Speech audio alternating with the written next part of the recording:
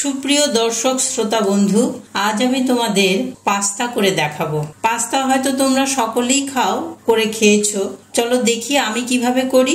আমি এক packet pasta নিয়েছি আর সবজি নিয়েছি।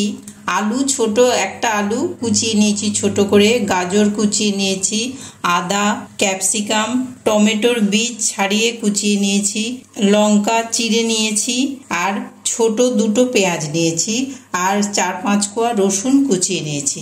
একটা কাঁচা ডিম নিয়েছি। গ্যাসে আমি কিছুটা জল বসিয়ে দিয়েছি, জলটা গরম হয়ে গেছে। এবার পরিমাণ মতন লবণ দিয়ে দেব। একটু নাড়িয়ে দিলাম, আবার ঢেকে দেব। জলটা প্রায় ফুটে উঠেছে।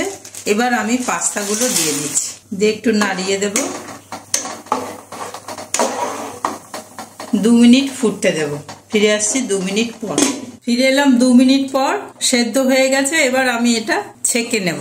একটা স্ট্রেনারের সাহায্যে ছেঁকে নিলাম। এবার সঙ্গে সঙ্গে ঠান্ডা জল দিয়ে একটু ধুয়ে নেব, তাহলে একদম একটার গায়ে একটা লেগে যাবে না।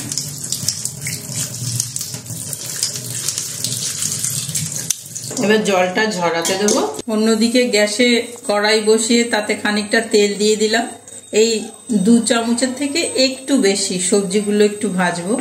তেলটা গরম হয়েছে কিনা দেখব। এবার তেলটা গরম হয়ে গেছে। কেটে রাখা পেঁয়াজ কুচিগুলো দিয়ে দেব। একটু নেড়ে নেব।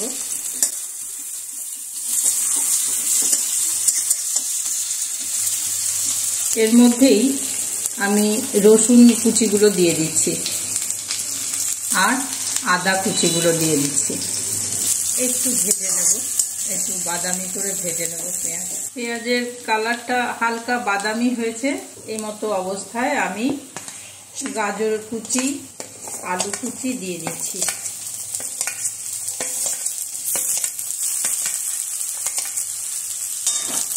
আবার একটু নেড়ে চেড়ে ঢাকা দিয়ে দেব।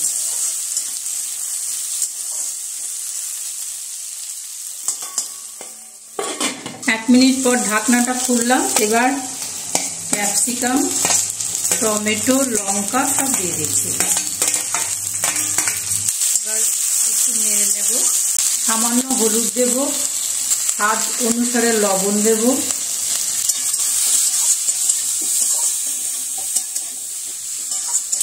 একটু চিনি দেব 1 চামচ মতো। চিনি না দিলে ভালো লাগে না, আর যাদের চিনি খাওয়ার অসুবিধা বারণ আছে তারা চিনিটা দেবেন না। এবার একদম লো ফ্লেমে 5 মিনিট মতন হতে দেব। ফিরে এলাম 5 মিনিট পর। সবজিগুলো সব সেদ্ধ হয়ে গেছে খুব সুন্দরভাবে। এবার আমি চারিপাশটা এইভাবে সবজিগুলোকে সরিয়ে দেব, আর এর মধ্যে সামান্য একটু তেল দেব। তেলটা গরম হয়ে গেছে। এবার আমি এর মধ্যে ডিমটা ফাটিয়ে দিয়ে দিচ্ছি। আলাদা কড়াইয়ে কারো যদি ইচ্ছে হয় দিতেই পারেন, আমি এর মধ্যেই দিয়ে দিচ্ছি। ডিমের মধ্যে 1 চিমটি লবণ দিয়ে দিচ্ছি, সামান্যতম। এবার সবজি দিয়ে নাড়িয়ে নিচ্ছি। সেদ্ধ করে রাখা পাস্তা দিয়ে দিলাম। বেশ করে ভালো করে নাড়িয়ে মিশিয়ে নেব পাস্তার সাথে সব সবজিগুলো আর ডিমটা। নামানোর আগে আমি অন্য কোনো ভাজা মশলা দিইনি। এবার কসুরি মেথি গুঁড়ো একটু দিয়ে দেব, এতে খুব সুন্দর একটা ফ্লেভার আসবে। আর যার বাড়িতে কসুরি মেথি থাকবে না, না দিলেও পারেন, তবে কসুরি মেথিটা দিলে খুব সুন্দর খেতে লাগে। আর একটু টমেটো সস দিয়ে দেব। পাস্তাই বলুন আর চাউমিন বলুন, ম্যাগি বলুন, সস ছাড়া বেমানান। তাই কম বেশি করে যার পছন্দ যেরকম সেই রকমভাবে একটু সস দিয়ে নেবেন। ব্যাস, এবার এটা পরিবেশন করার পালা। রেডি হয়ে গেছে পাস্তা। খেতে তো দারুণই লাগবে। এইভাবে করে খেয়ে দেখবেন, কথা দিলাম ভালো লাগবেই। আর গোটা ভিডিওটা আমার সাথে থেকে দেখলেন বলে আপনাদের সকলকে অশেষ ধন্যবাদ জানাই। এইভাবেই পাশে থাকবেন, আর যদি ভালো লাগে শেয়ার করবেন, লাইক দেবেন, কমেন্ট করবেন।